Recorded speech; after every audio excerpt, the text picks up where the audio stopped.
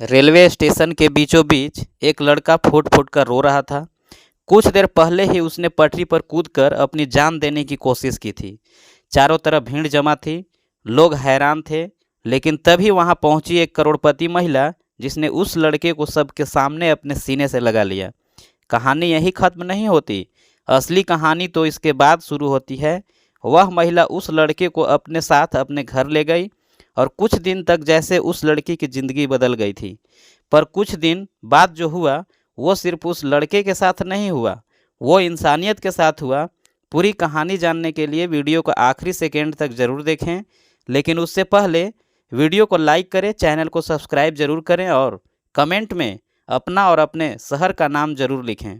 दोस्तों, उत्तर प्रदेश के Kanpur railway station पर जहां भाग दौड़ चारों तरफ आती जाती ट्रेनों का शोर था, वहीं एक गरीब लड़का सत्यम, जो आज अपनी ज़िंदगी का सबसे बड़ा सपना पूरा करने के लिए इस स्टेशन पर पहुंचा था। लेकिन वह यह नहीं जानता था कि किस्मत उसके साथ ऐसा मजाक करने वाली है जिसे सोचकर ही उसकी रूह कांप जाएगी। लेकिन सत्यम के पैरों के नीचे से जमीन तब खिसक गई जब टिकट काउंटर पर बैठा कर्मचारी बहुत आराम से बोला, तुम जिस ट्रेन से जाने वाले थे वो ट्रेन तो 5 मिनट पहले ही चली गई। यह सुनते ही जैसे उसके दिल की धड़कन रुक गई, आंखों के सामने अंधेरा छा गया। उसने एक पल के लिए आसमान की तरफ देखा, जैसे किस्मत से पूछ रहा हो, तूने मेरे साथ ऐसा क्यों किया। वो थके कदमों से स्टेशन के एक कोने में जाकर बैठ गया। आंखों में नमी थी, लेकिन वो रो नहीं रहा था। शायद उसके आंसू भी थक गए थे। उसके मन में बस एक ही बात चल रहा था, अब मैं अपने माता पिता को क्या मुंह दिखाऊंगा, जिनकी उम्मीदें मैंने खुद अपने कंधों पर उठा रखी थी। बचपन से लेकर आज तक सत्यम ने सिर्फ संघर्ष ही देखा था। मिट्टी से सने हाथों से माँ बाप ने उसे पढ़ाया था, खुद भूखे रहकर उसकी फीस भरी थी, और अब जब उनके सपनों को पूरा करने का वक्त आया तो एक ट्रेन लेट होने से जैसे सब खत्म हो गया। उसका दिल कर रहा था कि वह वहीं बैठकर खुद को कोसता रहे या यहीं पटरी पर कूदकर अपनी जान दे दे। लेकिन तभी अचानक रेलवे स्टेशन के बाहर एक कार आकर रुकी। कार से एक बेहद शालीन, सादगी से भरी लेकिन अमीरी की चमक में ढली एक महिला उतरी। वो थी करुणा देवी। करुणा देवी एक करोड़पति महिला, लेकिन दिल से बेहद सरल। जैसे ही प्लेटफॉर्म पर वो आई, उनकी नज़र सत्यम पर पड़ी। वो रुक गई। उन्होंने सत्यम को गौर से देखा और एक पल में पहचान लिया, अरे यह तो वही लड़का है जिसने उस दिन मेरी मदद की थी। वो धीरे धीरे उससे के पास आई और प्यार से बोली, बेटा तुम यहाँ इस कोने में ऐसे क्यों बैठे हो, क्या हुआ, तुम इतने उदास क्यों हो। सत्यम ने करुणा देवी को देखा। उन्हें देखते ही उसकी आंखों में एक मोटा सा आंसू टपक पड़ा। वो आंसू जैसे उसके अंदर का सारा दर्द बहा कर ले जा रहा था। लेकिन वह कुछ बोल नहीं पाया, बस चुपचाप सिर झुकाकर बैठा रहा। करुणा देवी उसके पास बैठ गई और बड़ी ममता से उसके सिर पर हाथ रखकर बोली, बोलो बेटा क्या हुआ, इतना टूट क्यों गए। सत्यम ने हिम्मत जुटाई और टूटे शब्दों में कहा, माँ जी मैं आज दिल्ली इंटरव्यू देने जा रहा था, लेकिन मेरी ट्रेन छूट गई, अब मैं क्या करूं। करुणा देवी मुस्कुराई, बेटा ट्रेन छूट गई हो तो क्या हुआ, अगली ट्रेन पकड़ लेना। सत्यम की आंखें और भी भीग गई। बोला, माँ जी ट्रेन छूटने का गम नहीं है, गम तो इस बात का है कि मैं पिछले कई महीनों से लगातार इंटरव्यू दे रहा हूँ, लेकिन हर जगह लोग मुझे मेरे गांव की भाषा और मेरे बोलने के तरीके की वजह से रिजेक्ट कर देते हैं। किसी को मेरी मेहनत, मेरा टैलेंट नहीं दिखता। यह कहते कहते उसका गला भर आया। उसने अपने आंसू छुपाने के लिए सिर झुका लिया, लेकिन करुणा देवी उसके हर जज्बात को पढ़ चुकी थी। वह बड़े प्यार से बोली, बेटा क्या दुनिया इतनी बदल गई है कि इंसानियत की काबिलियत को उसकी बोली से तोला जाता है।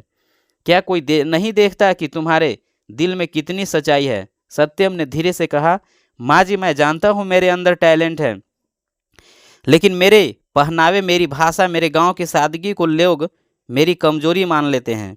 करुणा देवी थोड़ी देर तक कुछ सोचती रही, फिर उन्होंने अपने पर से एक विजिटिंग कार्ड निकाला और सत्यम के हाथ में रखते हुए बोली, बेटा कल सुबह इस पते पर आ जाना, वहाँ तुम्हारी नौकरी तुम्हारा इंतजार कर रही है और जितनी सैलरी तुमने कभी सोची भी नहीं होगी उससे कहीं ज़्यादा मिलेगी।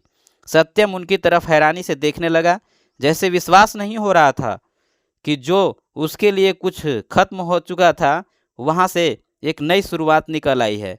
करुणा देवी मुस्कुराकर बोली, बेटा मेरी एक छोटी सी कंपनी है और वहाँ मुझे ऐसे लोग चाहिए जो दिल से सच्चे हो, जो काम को पूजा समझे। वहाँ किसी की भाषा नहीं देखी जाती, वहाँ देखा जाता है कि इंसान के अंदर कितना ईमान है। और मुझे पता है तुम जैसे लोग बहुत कम होते हैं। सत्यम की आंखें भर आई। वो कांपती आवाज़ में बोला, माँ जी आप तो मेरी ज़िंदगी बदल रही हैं, लेकिन मैंने तो आपको कभी देखा भी नहीं था, फिर आपने मेरी मदद क्यों की? करुणा देवी ने उसकी आंखों में झांक कर कहा, शायद तुम भूल गए, लेकिन मैं तुम्हें नहीं भूली। कभी तुमने मेरी मदद की थी और आज मैं तुम्हारी कर रही हूँ। सत्यम हैरान रह गया। वो सोचने लगा, मैंने कब इनकी मदद की थी? करुणा देवी मुस्कुराई, बेटा आज से कुछ महीने पहले जब मेरी गाड़ी गांव के रास्ते में खराब हो गई थी, उस दिन तुमने मेरी गाड़ी को ठीक किया था, बिना कुछ मांगे, बिना कोई स्वार्थ। सत्यम को वह दिन याद आ गया, वो दिन जब वो अपनी माँ के लिए खाना लेकर भट्टे पर जा रहा था और रास्ते में उसे एक महिला मिली थी जो बहुत परेशान खड़ी थी। उनकी गाड़ी रास्ते में खराब हो गई थी। उस दिन सत्यम बिना कुछ सोचे, बिना कोई पैसा मांगे, बस इंसानियत के लिए उनकी गाड़ी ठीक करने लग गया। और जब गाड़ी ठीक हो गई तो जाते वक्त वो बड़े प्यार से बस इतना ही पूछा था, माँ जी आपको पानी चाहिए क्या? आप कब से धूप में खड़ी होंगी? करुणा देवी ने मुस्कुरा कर कहा, बेटा उस दिन तुमने सिर्फ मेरी गाड़ी ठीक नहीं की थी, तुमने मुझे यह दिखा दिया था कि आज भी दुनिया में भले इंसान होते हैं। तुमने मेरी मदद की थी और आज किस्मत मुझे तुम्हारी मदद करने के लिए फिर से तुम्हारे पास खींच लाई है। सत्यम की आंखें भर आई और उसकी रूह से बस एक ही आवाज़ निकली, माँ जी शायद ऊपर वाले ने आपको मेरी ज़िंदगी में भेजा है। अगले दिन सुबह सुबह सत्यम जल्दी उठ गया। वो नए जोश, नई उम्मीद और नए सपने के साथ तैयार हो रहा था, जैसे अब उसके सारे सपने पूरी दुनिया खुलने वाली हो। उसने अपने पुराने लेकिन अच्छे से प्रेस किए हुए कपड़े पहने और दिल में एक अजीब सा सुकून लेकर उस पते की तरफ निकल पड़ा जो करुणा देवी ने उसे दिया था। वो जैसे जैसे कंपनी के गेट के पास पहुंचा, उसके दिल की धड़कन तेज होती जा रही थी।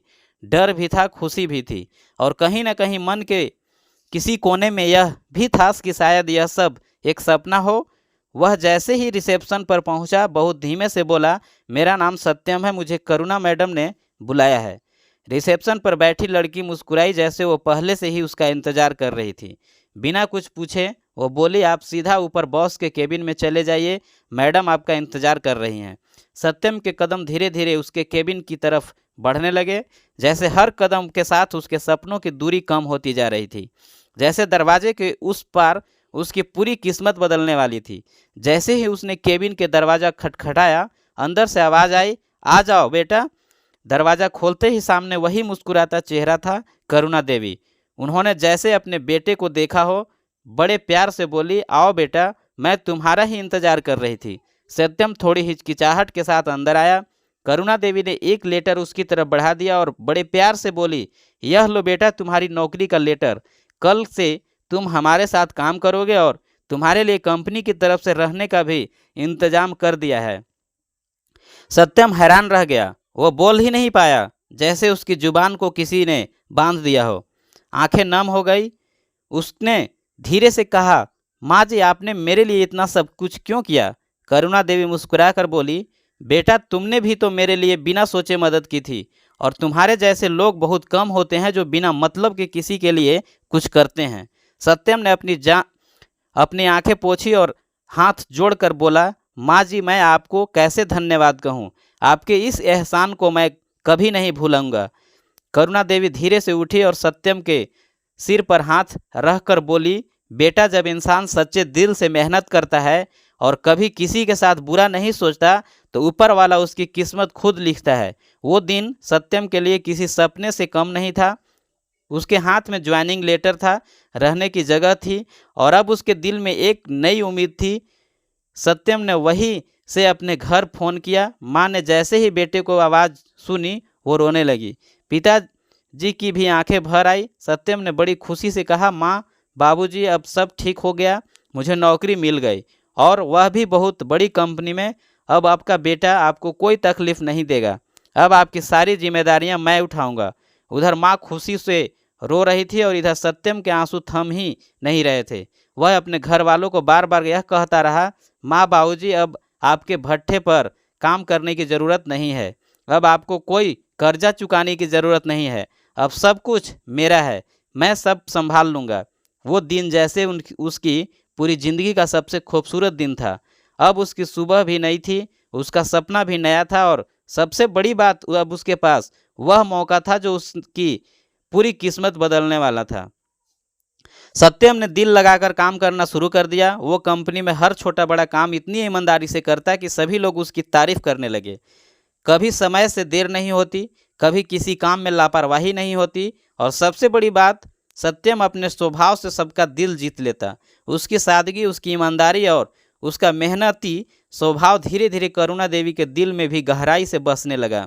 करुणा देवी के पति अब इस दुनिया में नहीं थे, लेकिन उन्होंने जो कारोबार छोड़ा था उसे करुणा देवी बखूबी संभाल रही थी और अब सत्यम उस कारोबार में जैसे उसकी दाईं हाथ बन चुका था। सत्यम के काम करने का तरीके ने करुणा देवी की कंपनी को नई ऊंचाइयों तक पहुंचा दिया।